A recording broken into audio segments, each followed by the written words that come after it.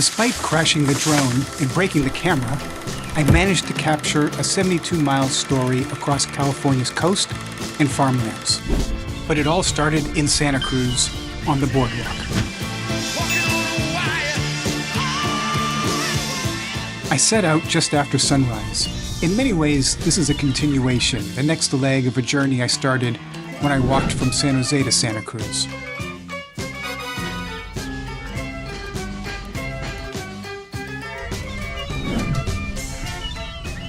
They say experiences are better when they're shared with someone.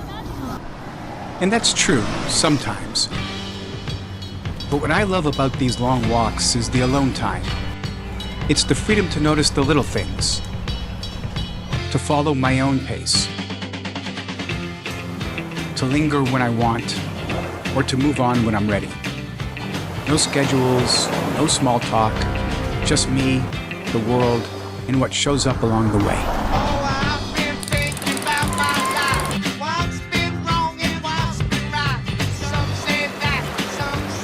Oh my God, Madge, you are so right.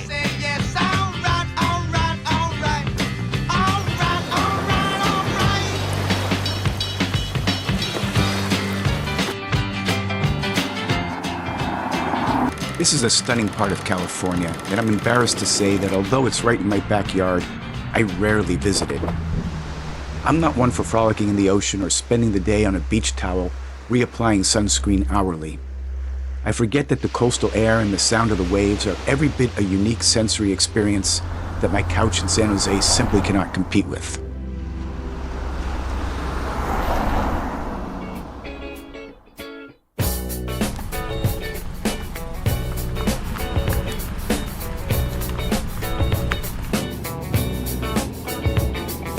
I've been thinking about what you have done to me.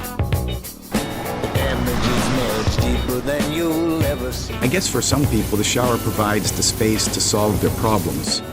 I solve mine somewhere around mile 7.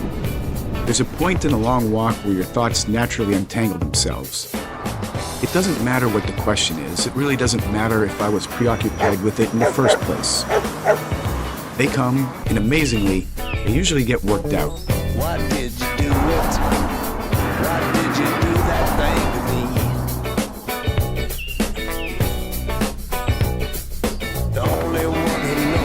Truth, man, that's him, me and you.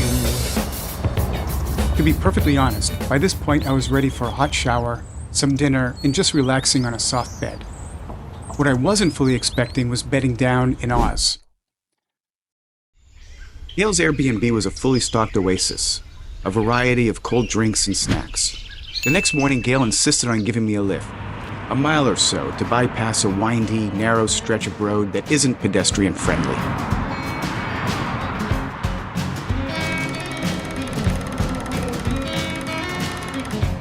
I'm stupid for old fences and mailboxes.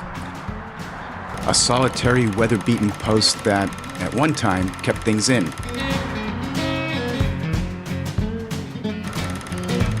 I love how time and weather lends a hand in changing palettes of colors and textures. I am really looking forward to day 2. Sitting still is antithetical to how I enjoy my time off. I like travel where I'm seeing and experiencing something new, something unique.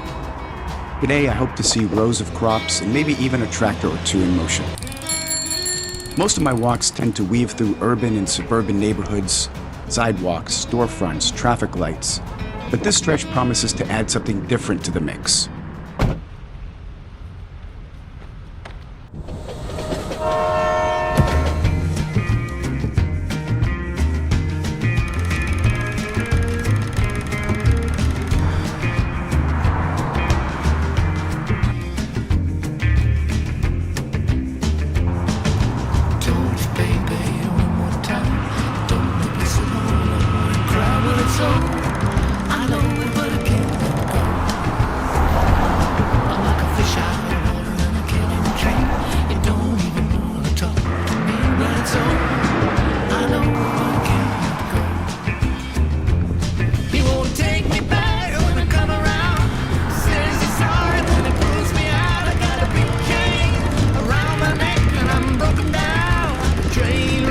it's over. I know, but I can't let go.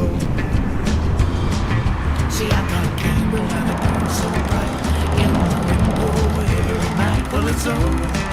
I know, but I can't let go. You don't like to see me standing around. Feel like I've been shot down. Well, it's over. I know, but I can't let go. Steam locomotive. I ended the day back at the ocean. Moss Landing isn't big, but it leaves an impression. There's this odd, compelling contrast. The sleepy feel of a coastal town set against the backdrop of two 500-foot smokestacks towering above everything. I found myself tracing my progress by them, watching them grow as the afternoon wore on.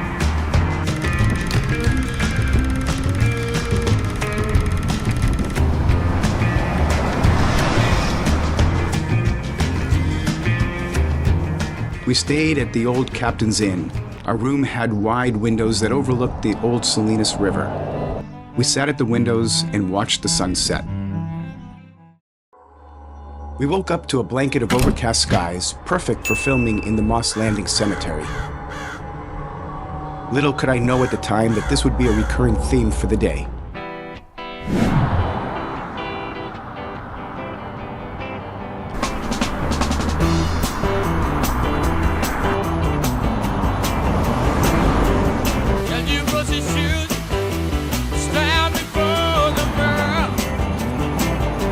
Not to belabor the point, but this is foreign territory for me.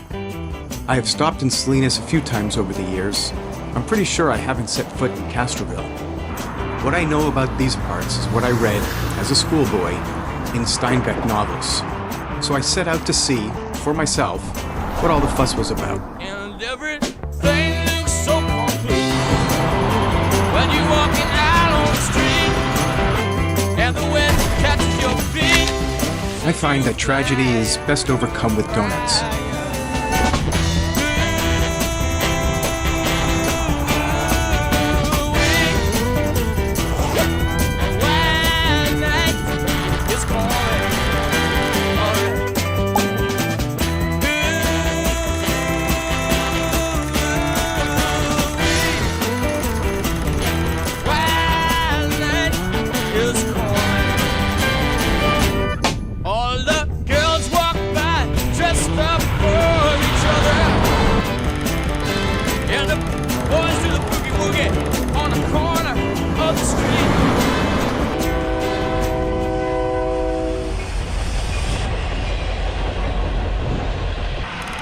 As I walked along Highway 183, I passed quiet tributes to lives lost. Crosses, faded photos, pinwheels spinning in the breeze. One memorial still held a burning candle, flickering in the early Saturday light. Bright flowers and personal touches marked each spot, a reminder of some people who didn't make it home.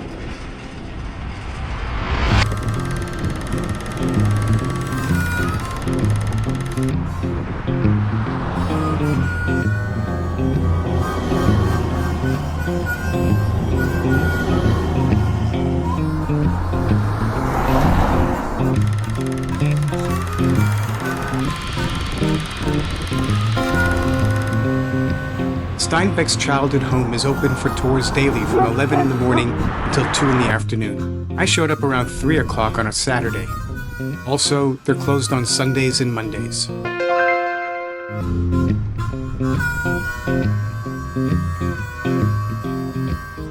Walking from town to town, you pass through places most folks never get to experience. And this is where you get to see a place. In Salinas, it has layers. Charm and real beauty if you're looking.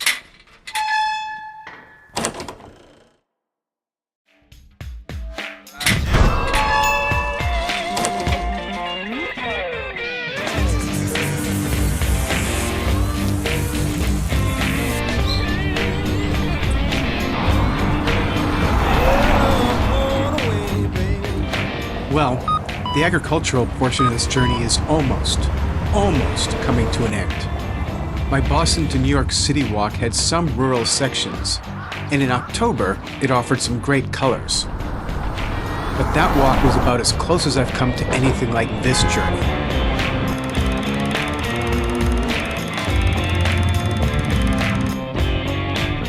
What I wasn't able to capture was the smell of freshly tilled earth, or the spray of the industrial sprinklers hitting you as it wafts across the street.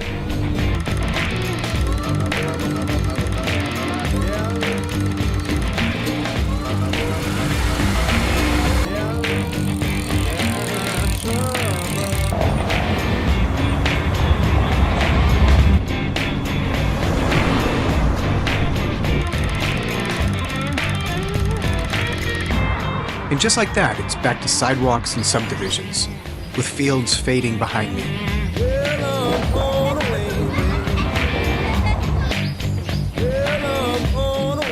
I'm making my way towards California State University, Monterey Bay, the next notable landmark in this walk.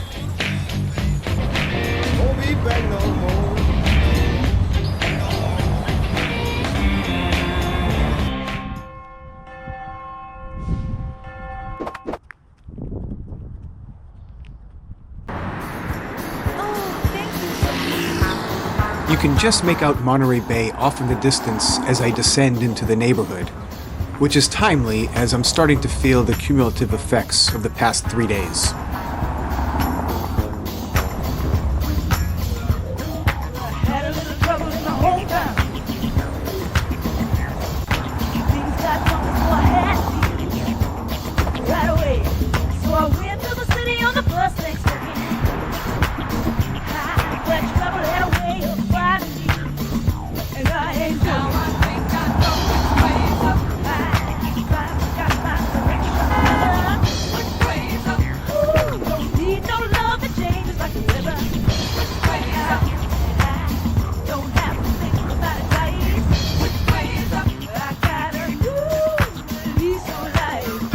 In fact, I was really feeling it in my legs and was anxious for a strong, albeit quick, conclusion to an incredibly scenic journey.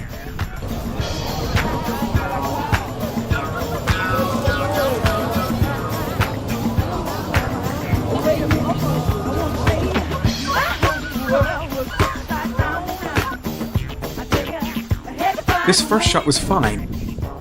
I couldn't leave well enough alone. I didn't even feel the gust of wind.